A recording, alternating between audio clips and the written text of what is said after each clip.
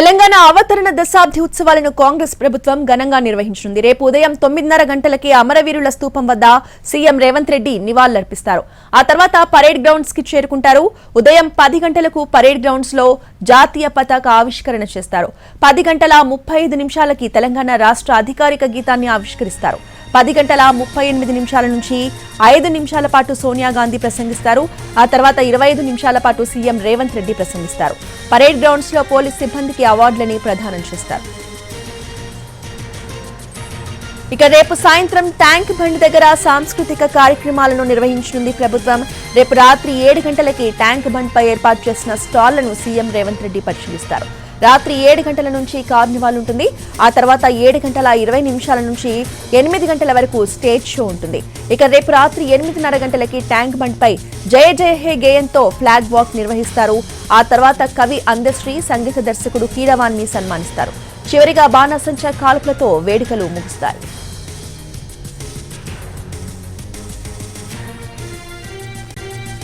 రాష్ట్ర అవతరణ దినోత్సవ వేడుకలకి వీఐపీలు వస్తుండటంతో హైదరాబాద్ పలు ప్రాంతాల్లో ట్రాఫిక్ ఆంక్షలు విధించారు. ముఖ్యంగా ట్యాంక్ బండ్, పరేడ్ గ్రౌండ్ ప్రాంతాల్లో ట్రాఫిక్ డైవర్షన్ ఉంటుందని అధికారులు తెలిపారు. ఇక ట్యాంక్ బండ్ పై శనివారం ఉదయం నుంచి ఆదివారం రాత్రి 12 గంటల వరకు గన్ పార్క్ దగ్గర, ఉదయం 9 గంటల నుంచి 10 గంటల వరకు, అలాగే పరేడ్ గ్రౌండ్ పరిసరాల్లో ఆదివారం ఉదయం 6 గంటల నుంచి మధ్యాహ్నం 1 గంట వరకు వాహనాల రాకపోకలపై ఆంక్షలు విధించారు. కాబట్టి ఆయా ప్రాంతాలకు వెళ్లాలనుకునే వాళ్ళు ఆల్టర్నేట్ రూట్ చూసుకుంటే మంచిదని ట్రాఫిక్ పోలీసులు సూచిస్తున్నారు.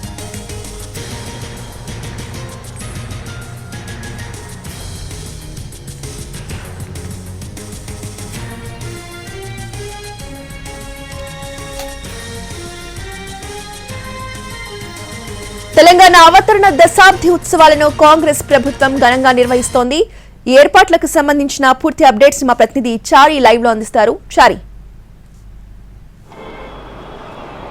దశాబ్ది వేడుకలు తెలంగాణ ఏర్పాటు తర్వాత కాంగ్రెస్ పార్టీ అధికారంలోకి వచ్చినటువంటి నేపథ్యంలో ఈ వేడుకలని కాంగ్రెస్ పార్టీ ఘనంగా నిర్వహించాలని నిర్ణయించుకుంది. దానికి అనుగుణంగానే సీఎం రేవంత్ రెడ్డి ఏర్పాట్లన్నింటినీ కూడా చేస్తున్నారు.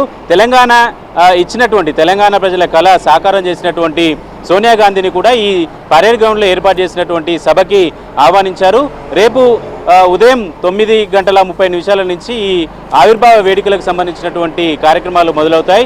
ఈ కార్యక్రమాలకి హాజరవ్వాలని ఆహ్వానించడానికి రాష్ట్ర గవర్నర్ని సీఎం రేవంత్ రెడ్డి అలాగే డిప్యూటీ సీఎం బట్టి విక్రమార్క కలిసి ఆయన్ని ఆహ్వానించారు. ఆయన పరేడ్ గ్రౌండ్లో జరిగేటువంటి కార్యక్రమానికి కానీ లేదంటే సాయంత్రం ట్యాంక్ బండ్ మీద జరిగేటువంటి కార్యక్రమానికి కానీ హాజరయ్యేటువంటి అవకాశం అయితే కనబడుతుంది. రాష్ట్ర ఆవిర్భావ వేడుకల్ని ఈసారి కాంగ్రెస్ పార్టీ చాలా ఘనంగా నిర్వహించాలనుకుంటుంది. ఉదయం 9:30 గంటలకి గన్ పార్క్ దగ్గర అమరవీరులకు నివాళులర్పించిన తర్వాత నేరుగా పరేడ్ గ్రౌండ్కి వెళ్తారు. పరేడ్ గ్రౌండ్లో సీఎం చేరుకున్న తర్వాత 10:35 నుంచి 10:37 వరకు రాష్ట్ర గీతాన్ని ఆలపిస్తారు. ఇక్కడ మొదటిసారి రాష్ట్ర గీతం రూపొందించినటువంటి నేపథ్యంలో ఆ గీతాన్ని ఆలపిస్తూ అక్కడే ఆవిష్కరణ కూడా జరుగుతుంది. ఇది 2:30 నిమిషాల నిడివి ఉంటుంది కాబట్టి ఈ 2:30 నిమిషాల పాటు గీతాలాపన ఉంటుంది.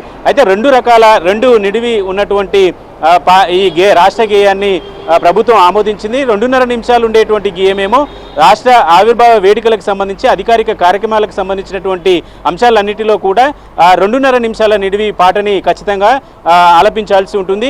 ఈ 13:30 నిమిషాలకు సంబంధించినటువంటి పాటను మాత్రం పూర్తి స్థాయిలో పెద్ద ఎత్తున కార్యక్రమాలు నిర్వహించినప్పుడు ఆ 13:30 నిమిషాల పాటని ఆలపించాలని నిర్ణయించారు. ఈ 13:30 నిమిషాల పాటని రేపు సాయంత్రం ట్యాంక్ బండ్ మీద జరిగేటువంటి కార్యక్రమాలలో ఈ పాటని ఆలపిస్తారు.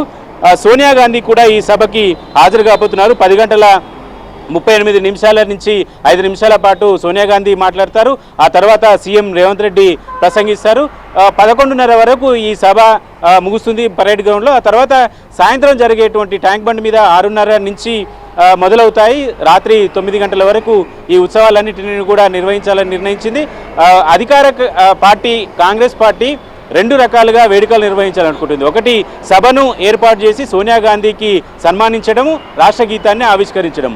సాయంత్రం జరిగేటువంటి వేడుకల్లో బాణసంచ, అలాగే సాంస్కృతిక కార్యక్రమాలు ఇలాంటివన్నిటిని ఏర్పాటు చేసి సాయంత్రం కూడా ఈ వేడుకల్ని చేయాలని నిర్ణయించింది.